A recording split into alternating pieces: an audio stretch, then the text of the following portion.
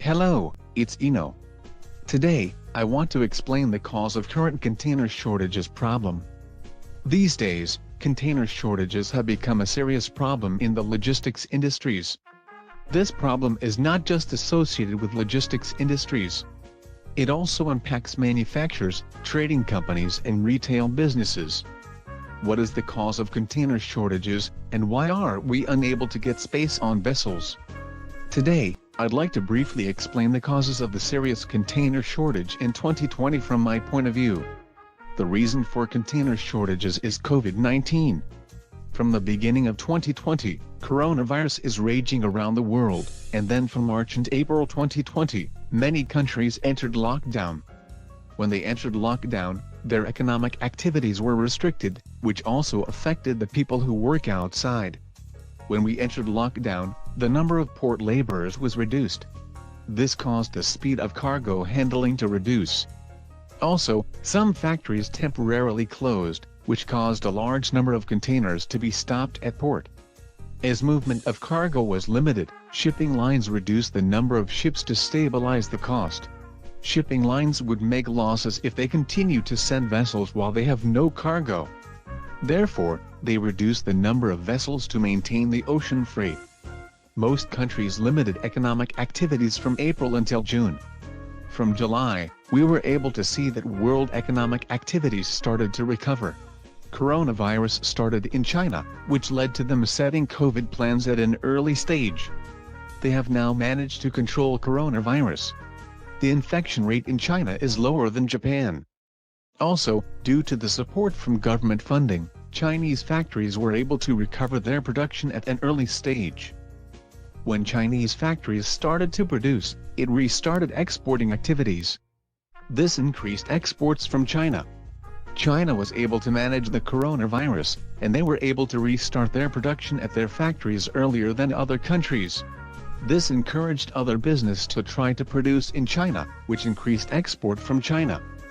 Normally, from September, large volumes of cargoes are sent to North America for Christmas businesses. Large volumes of cargoes are shipped from China to North America. There are approximately 900,000 by 20 feet containers sent from China to North America per month. In addition to this, China has a long vacation called National Day of the People's Republic of China in October. This leads to them trying to send cargo before the holiday starts. This drastically increases the volume of export from China as well. Also, as shipping lines were reducing the number of vessels, they were not able to collect empty containers. Our company in Thailand was told to limit our export to China by shipping lines. On occasion, we were even refused to book large volumes of export. I think the shipping lines were controlling the amount of containers exported to China. To solve the issue of container shortages, shipping lines are reducing free time and detention period. For example, some shipping lines have reduced their free time in Japan from 14 to 7 days. They established a system to quickly collect containers, unload cargo and return the containers. This is information I obtained from America. Currently, there is lack of manpower and chassis, due to coronavirus. In North America, they collect containers at port and take them inland. However, the containers do not return for a long time.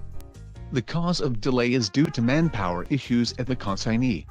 Also, there is a shortage of drivers, which means they are unable to bring the containers back quickly.